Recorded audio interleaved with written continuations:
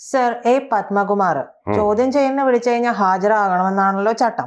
പക്ഷെ ഈ CPM-ന്റെ അല്ലെങ്കിൽ പോട്ടെ, ഇനിയിപ്പോ CPM-ന്റെ എന്ന് ഞാൻ പറയുന്നില്ല, ഈ നേതാക്കൾക്കൊക്കെ ചോദ്യം ചെയ്യലിന് ഹാജരാകാൻ നേരത്ത് പലതരത്തിലുള്ള വിഘ്നങ്ങൾ ഉണ്ടാകും. ഇവരൊക്കെ ഗണപതിയെ പോയി തൊഴുന്നത് നന്നായിരിക്കും എന്ന് എനിക്ക് തോന്നുന്നത്. കാരണം ഇടക്കിടക്ക് വിഘ്നമാണല്ലോ. ആദ്യം പറയും കുടുംബത്തിൽ മരണമുണ്ട്, രണ്ടാമത് പറയും ഹോസ്പിറ്റലിൽ പോവും. ഇനിയിപ്പോ നേതാക്കളുടെ അറസ്റ്റ് എങ്ങാനും വരികയാണെങ്കിൽ അവരവിടെ കുഴഞ്ഞും വീഴും.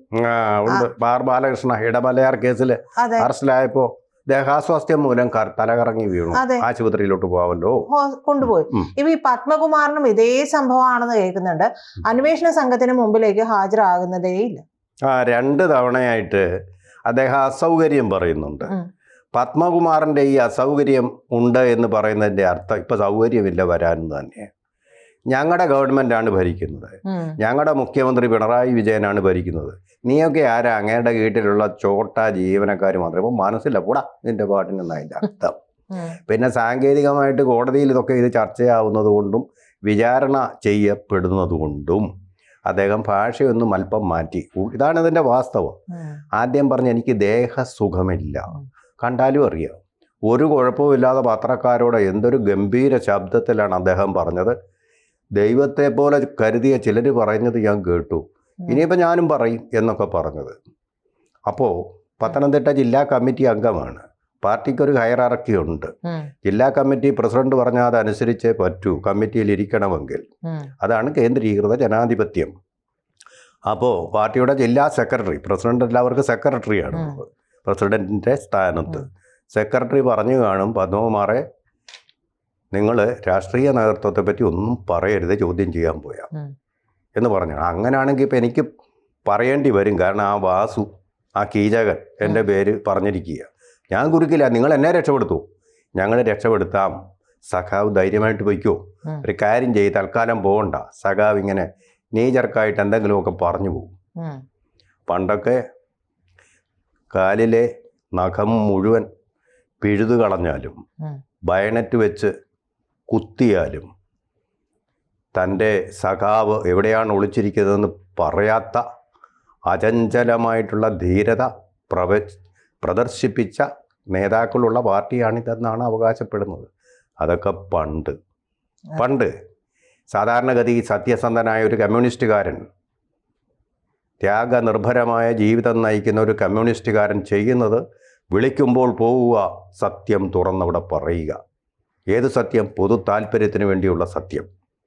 മറ്റേത് പൊതു താല്പര്യത്തിന് വേണ്ടി സത്യത്തെ മൂടി വയ്ക്കുകയായിരുന്നു. കമ്മ്യൂണിസ്റ്റുകാരെ രക്ഷിച്ചുകൊണ്ട് സ്ഥിതി സമത്വത്തിൽ അധിഷ്ഠിതമായിട്ടുള്ള സമഷ്ടി സൃഷ്ടിക്കാൻ വേണ്ടിയിട്ടുള്ള ശ്രമത്തിൻ്റെ ഭാഗമായിട്ട് ഇവിടെ ഇപ്പോൾ ശബരിമലയിലെ കള്ളം അതിൻ്റെ നേരെ ചൊവ്വേ ജനങ്ങൾക്കറിയാൻ വേണ്ടിയിട്ടുള്ള ഒരു അവസരത്തിലാണ് ഇതുപോലെ കുതന്ത്രങ്ങൾ പറഞ്ഞുകൊണ്ട് അദ്ദേഹം തടി തപ്പാനും രക്ഷപ്പെടാൻ തുടങ്ങുന്നു. ഒരു തരം എസ്കേപ്പിസം, ഒരു തരം ഭീരുത്വം, ഇതാണിപ്പോൾ കാണുന്നത്. ഈ വാസുവിന്റെ കാര്യം പറയുകയാണെങ്കിൽ വാസുവും പറഞ്ഞിട്ടുണ്ടാവുമല്ലോ പത്മകുമാറിന്റെ പേര്.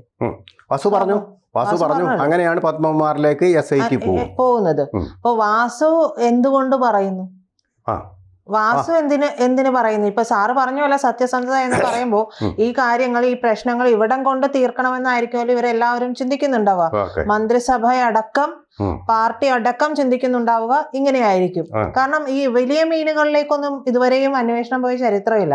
ആകെ അങ്ങനെ ഒന്ന് പോയി ഒരു ശിക്ഷിക്കപ്പെട്ടത് എന്ന് പറയുന്നതിന് അപവാദം എന്ന് പറയുന്നത് മുൻ മന്ത്രി R ബാലകൃഷ്ണ പിള്ളയാണ്. അങ്ങനെ ചെറിയ പാർട്ടി ആയതുകൊണ്ട് അതങ്ങ് നടക്കുകയും ചെയ്തു എന്നുള്ളതാണ്. പക്ഷെ CPM പോലുള്ള ഒരു വലിയ പാർട്ടി, അതും വലിയേട്ടൻ മനോഭാവമുള്ള പാർട്ടി, ആ പാർട്ടിയെ പോറ്റുന്നതും ഘടകകക്ഷികളെ പോറ്റുന്നതും എന്ന് പറയുന്നത് പോലെ എല്ലാം ഞാൻ തന്നെ ദൈവമേ എന്ന് പറയുന്നത് പോലെ ഉള്ള ഒരു അവസ്ഥയാണ്. അപ്പോൾ CPM-ന്റെ മുഖച്ഛായ രക്ഷിക്കുക എന്നുള്ളത് ഇനി തിരഞ്ഞെടുപ്പ് വരുന്ന സാഹചര്യം കൂടി ആയതുകൊണ്ട് അവരുടെ ലക്ഷ്യമാണ്.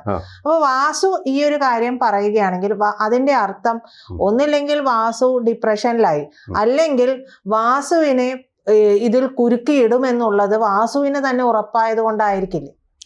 വാസു എന്ന് പറയുന്ന ആള് ജീവിച്ച ജീവിതം എന്ന് പറഞ്ഞാൽ PK ഗുരുദാസന്റെ ജീവിതമല്ല. അവിടെയാണ് വ്യത്യാസം. PK ഗുരുദാസൻ മന്ത്രിയും വാസു എന്ന് പറയുന്ന പിന്നെ അദ്ദേഹത്തിൻ്റെ കീഴിലെ വെറും ഒരു പ്രൈവറ്റ് സെക്രട്ടറിയും മാത്രമായിരുന്നു. പക്ഷെ വാസു നയിച്ചു പോകുന്നത് ആഡംബരമായിട്ടുള്ള ജീവിതമാണ്. Cosy comfort of the AKG centre അതുപോലെ പാർട്ടി ഓഫീസുകളിലും ഇന്നോവ കാറുകളിലും സഞ്ചരിച്ചും 5 സ്റ്റാർ ഹോട്ടലുകളിൽ നിന്ന് ആഹാരം കഴിച്ചുള്ള ശീലം സുഖലോലുപനാണ്. പഴയ കമ്മ്യൂണിസ്റ്റുകാരൻ്റെ മട്ടിലല്ല ജീവിതം. പരിപ്പൂട കട്ടൻ ചായ, തറബെഞ്ചിലുറക്കം, ഇങ്ങനെയല്ല. അപ്പോൾ അങ്ങനെയുള്ള ഒരാൾക്ക് സബ് ജയിലിലെ, ഞാൻ ഇന്നലെ പറഞ്ഞത് വ്യക്തമായിട്ട് പറഞ്ഞതുപോലെ തന്നെ, സബ് ജയിലിലെ 2 ദിവസത്തെ ജീവിതം കൊണ്ട് തന്നെ ഡിപ്പ് ഉണ്ടാവും. ഇത് മുഖ്യമന്ത്രി പിണറായി വിജയൻ അയാളെ രക്ഷിക്കേണ്ട കാര്യം എനിക്കെന്തെന്ന്? അയാൾ 40 കാറുകളുടെ അകമ്പടിയോടുകൂടി പോകുന്നു. ഞാനിവിടെ കടന്ന് കൊതുവും മൂട്ടയെല്ലാം കൂടെ കടിച്ച് എന്നെ ഉപദ്രവിക്കുന്നു. ഉറക്കം കെട്ടുപോയി, മൂത്രത്തിൻ്റെ നാറ്റം, ഇതെല്ലാം വരും. ആ ഒരു അന്തരീക്ഷം എന്ന് പറയുന്നത് ശരിക്കും ഫലപ്രദമായിട്ടുള്ള ഒരു ചോദ്യം ചെയ്യലാണ്. അപ്പോഴാണ് പറഞ്ഞത് ഞാനല്ല കുറ്റക്കാരൻ, പത്മകുമാർ.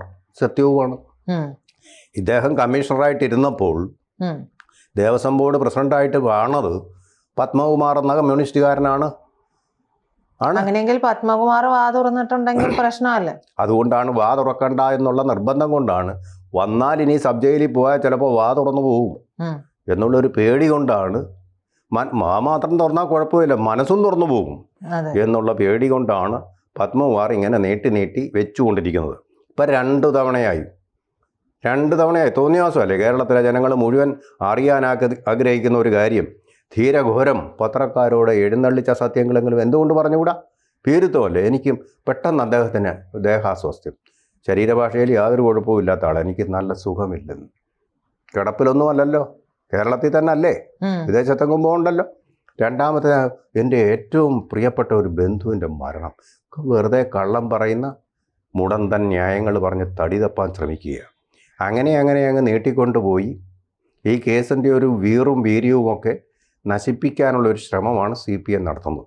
കഴിഞ്ഞ ദിവസം CPMൻ്റെ ഉന്നത പ്രവർത്തകർ, നേതാക്കളും ഒക്കെ കൂടിക്കൊണ്ട് ഇതിനെ എങ്ങനെ നേരിടാം, ഇങ്ങനെ വന്നു നമ്മുടെ വീടിൻ്റെ പടിക്കലേക്ക് വന്നിരിക്കുക വെള്ളപ്പൊക്കം എന്ന് പറയുന്നത് പോലെ വെള്ളം ഇങ്ങനെ പൊങ്ങി വരുന്നു. അപ്പോൾ എന്ത് ചെയ്യും? ആ അടവ് നയമാണ് ഇപ്പോൾ പത്മകുമാർ തൽക്കാലം അവിടെ ഇരിക്കട്ടെ. വന്നു കഴിഞ്ഞാൽ ഇനി അടുത്തായിട്ട് പറയാൻ പോകുന്ന ആരാ? ദേവസ്വം മന്ത്രി. അന്നത്തെ കടകംപള്ളി സുരേന്ദ്രൻ. അതുകൊണ്ടാണ് പണ്ടൊരിക്കൽ കടകംപള്ളി സുരേന്ദ്രനെ വളരെ രഹസ്യമായിട്ട് AKG സെൻറ്ററിലേക്ക് വിളിച്ച് പിണറായി വിജയൻ ചർച്ച ചെയ്തത്. നമ്മളെങ്ങനെ നേരിടും? അദ്ദേഹം അത് മുന്നേ കൂട്ടി കണ്ടിരുന്നു. മനസ്സിലായോ? അങ്ങനെ സങ്കീർണമായ ഒരു സിറ്റുവേഷനെ നേരിടുകയാണ് പാർട്ടി. അപ്പോൾ SITയെ കൊണ്ട് ആണെങ്കിൽ ഒതുക്കാം. പക്ഷേ SITയെ മേൽനോട്ടം വഹിക്കാൻ, സൂപ്പർവിഷൻ നടത്താൻ അവിടെ ഹൈക്കോടതിയുണ്ട്. ഹൈക്കോടതിയാണിന്നിപ്പോൾ ഇവരെയെല്ലാം പേടിപ്പിക്കുന്ന ഈ അന്വേഷണത്തിലെ ഒരേ ഒരു ഘടകം. അല്ല പ്രതിപക്ഷമൊന്നുമല്ല. പ്രതിപക്ഷത്തിൻ്റെയൊക്കെ വളരെ ദുർബലമാണ്. പ്രതിപക്ഷത്തിൻ്റെ പ്രതിഷേധം വളരെ ദുർബലമാണ്. പ്രതിപക്ഷത്തിന് അതിൽ പ്രതിഷേധിക്കാൻ പറ്റില്ലല്ലോ സർ. കാരണം ഈ ഒരു കടമ്പ എന്ന് പറയുന്നത്, അല്ലെങ്കിൽ ഈ ഒരു കൊള്ള എന്ന് പറയുന്നത് ഇതിനു മുമ്പ് തുടങ്ങിയതാണ്. ഇതിനു മുമ്പ് തുടങ്ങിയുള്ള കാര്യങ്ങളിലേക്ക് അന്വേഷണം പോയി കഴിഞ്ഞിട്ടുണ്ടെങ്കിൽ ഇവർക്ക് പിടിച്ചു നിൽക്കാൻ കഴിയാണ്ട് വരും. അപ്പോ ആ സമയത്ത് കമ്മീഷണർ ആയിരുന്ന, പ്രസിഡന്റ് ആയിരുന്നവരും പാർട്ടി മാറിയവരും ഉടൻ തന്നെ പ്രസിഡന്റ് ആവുന്ന സാഹചര്യങ്ങളും ഇതെല്ലാം ഉണ്ടായിട്ടുണ്ട്. അപ്പോൾ ഇതൊരു, ഞാൻ കരുതുന്നില്ല 2019 മുതൽ തുടങ്ങിയിട്ടുള്ള ഒരു അംഗമാണ് എന്നുള്ളത്.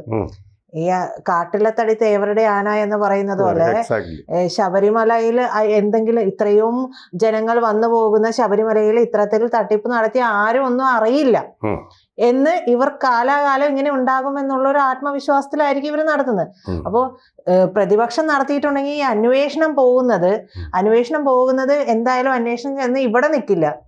അന്വേഷണം ഇതിനു മുമ്പും എന്തെങ്കിലും നടന്നിട്ടുണ്ടോ എന്നുള്ളത് പോലും അറിയേണ്ടിയിരിക്കുന്നു. കാരണം എന്താ വെച്ചിട്ടുണ്ടെങ്കിൽ ശബരിമല തീപിടുത്തം ഉണ്ടായ സമയത്ത് അന്നത്തെ പ്രതിഷ്ഠയ്ക്ക് കേടുപാട് സംഭവിച്ചിരുന്നു. ഈ പ്രതിഷ്ഠ രൂപമാറ്റം വരുത്തി മണിയായിട്ട് അവിടെ തൂക്കിയിരുന്നു എന്നാണ് പറയുന്നത്. ഈ മണിയായിട്ട് തൂക്കിയിരുന്ന സമയത്തെ ഈ മണി പോലും ഇപ്പൊ അവിടെ കാണുന്നില്ല. ആക്ച്വലി അതാണ് സംഭവം. അപ്പോൾ അതെന്തായാലും നമുക്ക് സമയം അവസാനിക്കുന്നതുകൊണ്ട് നമുക്ക് ഇങ്ങനെ കൺക്ലൂഡ് ചെയ്യാൻ പറ്റിയത്. ഇപ്പോൾ CPMൻ്റെ കോട്ടകൊത്തളങ്ങളിൽ സത്യത്തിൻ്റെ മണിമുഴക്കം അത് മുഴങ്ങുന്നുണ്ട്. അതുപോലെ തന്നെ പത്മകുമാർ SITയെ വല്ലാതെ ഭയപ്പെടുന്നുണ്ട്.